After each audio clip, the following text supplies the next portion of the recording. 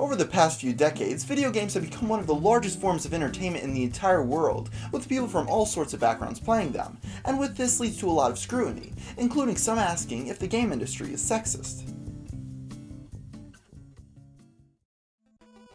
For decades, people have been playing video games for many different reasons. While some enjoy the music, others may like the challenge, and ever increasingly people seem to be more compelled to a game's story, with the increase in games that include a large amount of cutscenes that in some cases take an emphasis away from the gameplay itself. With this, many people have been calling out video games more and more because of the fact that a majority of games' main characters are men, with a smaller fraction being women. Because of this, many feminists have adopted the cause of creating gender equality in gaming, with some going as far to state that the game industry as a whole is purposely trying to hold back female characters in their games. But is this claim justified? While no one is arguing with the fact that there are more men than women in gaming, there has been some scrutiny over the claim that because there are less female characters, it must mean that the industry is sexist towards women. I mean, it kinda makes sense, since half of the world's population is female, half of the game's characters should be too. But this just isn't the case with most of the industry's biggest releases having male protagonists. Even with this, many will still stick to the idea that this isn't sexist at all, but rather there are other factors at play. The first and arguably biggest point many will bring up is the fact that most of the people behind making games are men, and as most know, it's common for people to create characters that they can relate to or embody themselves in some way. That's why it's more common for men to create male characters and women to create female characters. So rather than these developers purposely writing male characters to oppress women, they are just writing what they know. The second major point many use to reason why men are usually the main character is because of the games themselves. Let me try to explain. Many argue that some of the most popular games on the market today don't have a female lead simply because it wouldn't be fitting for the setting. To try to prove this point, let's individually look at each of the 5 best-selling games of 2013. The 5th best-selling game was Assassin's Creed IV Black Flag, which takes place in the 18th century Caribbean during the golden age of piracy. Since an overwhelming majority of pirates were male with only a few exceptions, many could argue that the creators were simply going for accuracy. Number 4 goes to Battlefield 4, which is a war combat game.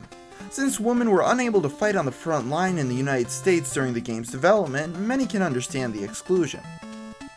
Number 3 goes to Call of Duty Ghosts, which actually included the ability to play as a female soldier, but the single-player game has a male lead, which again can be contributed to the fact that most soldiers are men in real life. The number 2 spot is held by FIFA 14, which revolves around men's soccer, so of course all the characters are men. Finally, the highest grossing game of 2013 was unsurprisingly Grand Theft Auto V, which had 3 main protagonists, all of which were male. When questioned on why they had no female leads, the people behind GTA 5 responded, "The concept of being masculine was so key to this story." I'd also like to add that according to the FBI, 73.8% of all arrests took place on men in 2012, and that percentage only goes up even further when we're talking about violent crimes, which could be another reason why the Grand Theft Auto games usually focus on men. The point of all this is that many could easily claim that a lot of the games have male main characters because it would be more likely for men to fill the role as FIFA players, soldiers on the front line, pirates, and criminals in real life. The third point most bring up when explaining why there are more male characters is that most of the people behind playing games are male, and therefore the game companies are just attempting to create characters that are relatable. While doing research for this video, I saw many counter this point by stating that 45% of gamers are female. I was skeptical about the statistic, considering that it isn't even close to the split of people watching my gaming videos. But hey, maybe my subscribers don't match the average gamer in this instance. So I went and found a study that this 45-55 split was based off of.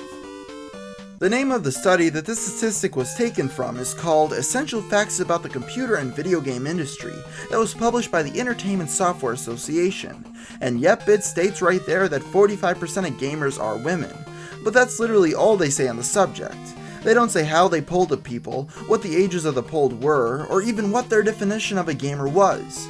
For all I know, they could be including people who occasionally play Words with Friends on their phone while waiting for a doctor's appointment in this statistic. After this, I went out to try to find a better statistic on what percentage of gamers were female, but to do this I would have to figure out what my definition of a gamer would be. As I stated before, some would include players of cell phone and board games in this statistic, which is a perfectly reasonable definition of a gamer, but for this video's purposes, I need to try to find one that covers players of devices dedicated to video games on a regular basis. One of the fair statistics I was able to find was that almost 40% of all Xbox Live users are women. While some may not see what's the big difference between 40 and 45%, you must realize that this doubled the percentage point gap up to 20%, which is a big difference when a game company has millions on the line. When you combine the ideas that most game developers are men, with the fact that a majority of the consumers for the games are men, along with the fact that many of the most popular games are based around occupations that are usually done by men, many can understand why most games center around men. I just want to personally point out that whether you personally buy these arguments as the reasons why the industry is the way it is are completely up to you. Could there be other factors at play here? Of course. But the question being asked is if the emphasis on male leads is caused by sexism, and while that's certainly possible, I just haven't been presented with enough evidence to support the claim. So those are just a few points to counter the idea that video games are purposely trying to oppress women. And if you have your own idea on why there's more men than women in video games, please feel free to leave a comment below. So until next time, thanks for watching.